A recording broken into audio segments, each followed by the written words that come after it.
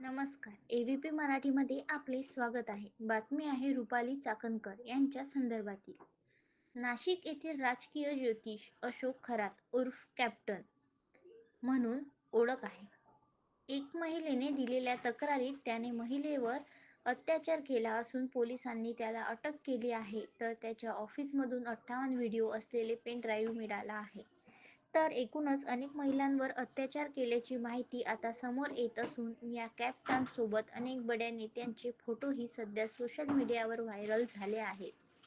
ज्यामध्ये उपमुख्यमंत्री एकनाथराव खडसे, राधाकृष्ण विखे पाटील, रुपाली चाकणकर फोटोमध्ये दिसतात.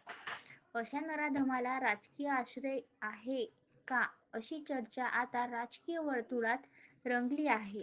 त्याचे कारण असे की रुपाली चाकणकर यांचे आणखी फोटो सोशल मीडियावर व्हायरल झाले, ज्यामध्ये रुपाली चाकणकर स्वतः खरात यांना केक भरवत आहेत. तर खबरदार पुढारी न्यूजकडून रुपाली चाकणकर यांनी माफीनामा घेतल्याची पोस्ट ही व्हायरल झाली आहे.